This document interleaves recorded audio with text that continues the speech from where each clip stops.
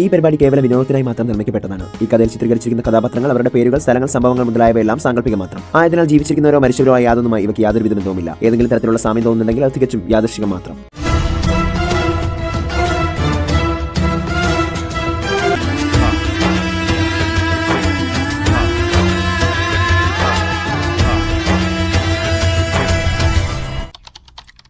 ശരിക്കും അമ്മയ്ക്കറിയാമല്ലോ, ഇവളാണ് മഹാമത്സ്യറാണി മേഘയുടെ ഭർത്താവിനെ കൊല്ലാൻ അമ്മയ്ക്കൊപ്പം കൂട്ടുനിന്നത്.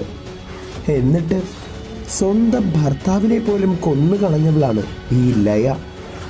ഇവൾ വിഷ്ണുപ്രിയയായി പുനർജനിച്ചുവെന്ന് മേഘയോടൊക്കെ ഇവൾ പറഞ്ഞു നടന്നു.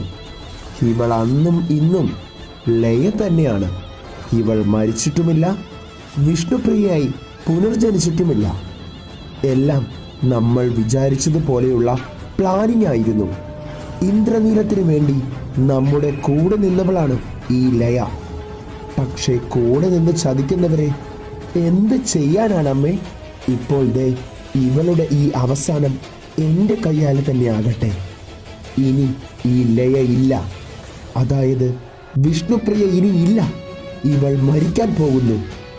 ഉർവശി ഇത്രയും പറഞ്ഞതും ലയ അവൾ ചെയ്തു കൂട്ടിയ ദുഷ്ടതകൾ ഒരു നിമിഷം ഓർത്തു. മഹിയെ സ്വന്തമാക്കാൻ കഴിയാത്തതിൻ്റെ ദേഷ്യത്തിൽ വിക്രാന്തിനെ കൊല്ലാൻ സീമയ്ക്കൊപ്പം കൂട്ടുനിന്നതും പിന്നീട് സീമ അവളെ കൊന്നുവന്ന് വ്യാജ പ്രചരണം നടത്തി മറഞ്ഞിരുന്നതും തനിക്ക് കിട്ടാത്ത മഹിയെ ആർക്കും കിട്ടണ്ടെന്ന് കരുതിക്കൊണ്ട് അവനെ സീമയും താനും ചേർന്ന് ഒരുമിച്ച് കൊന്നതും എല്ലാം ഓർത്ത് വിഷ്ണുപ്രിയ അവളുടെ അവസാന നിമിഷത്തിലേക്കായി കണ്ണുകൾ അടച്ചു. പക്ഷേ മരിക്കാൻ കിടക്കുന്ന ആ അവസാന നിമിഷത്തിൽ വിഷ്ണുപ്രിയ വിക്കലോടെ പറഞ്ഞു, ഇല്ലടി, നിന്നെയൊന്നും ഞാൻ വെറുതെ വിടില്ല. ഞാൻ മരിച്ചാൽ എന്താ? ഞാൻ ഒത്തിരി തെറ്റുകൾ ചെയ്തിട്ടുണ്ട്. പക്ഷേ ഞാൻ എല്ലാത്തിനും എപ്പോഴും പശ്ചാത്തപിച്ചു കഴിഞ്ഞു.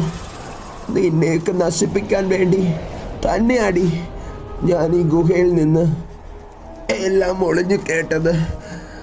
നിന്റെയൊക്കെ കൂടെ കൂടിയതും അതിനു വേണ്ടി തന്നെയാണ്.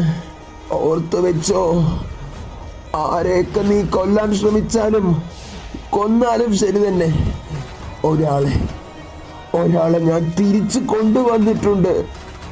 പ്രതീക്ഷിക്കാത്ത ഒരാളുടെ കൈകൾ കൊണ്ട് നിങ്ങൾ മരണപ്പെടും. അവൾ വന്നിട്ടുണ്ടടി. നിന്റെയൊക്കെ അവസാനം അവളുടെ കൈകൊണ്ടായിരിക്കും. ഞാൻ ഒത്തിരി തെറ്റുകൾ ചെയ്തിട്ടുണ്ട്. വളരെ വൈകിയാണെങ്കിലും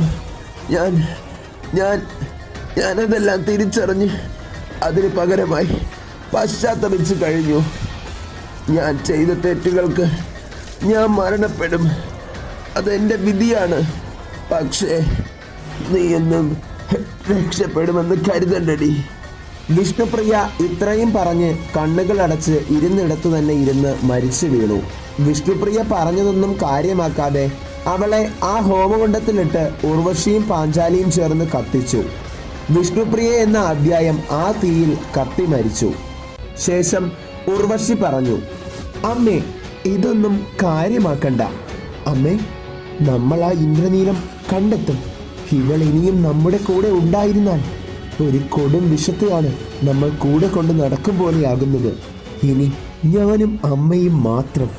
ഇത്രയും പറഞ്ഞ് പാഞ്ചാലിയും ഉർവശിയും ആ ഗുഹയിൽ നിന്നും പുറത്തേക്ക് പോയി. അന്നേരം അവിടേക്ക് മുഖം നിറയെ മുടി കൊണ്ട് മറച്ച ഒരാൾ വന്നിരുന്നു. ചെയ്ത തെറ്റുകൾക്ക് വിഷ്ണുപ്രിയ സ്വന്തം ജീവൻ തന്നെ തിരികെ കൊടുക്കേണ്ടി വന്നു. പക്ഷേ ഈ ഞാൻ ചെയ്ത തെറ്റുകൾക്ക് പകരമായി എന്താണ് ചെയ്യേണ്ടത്?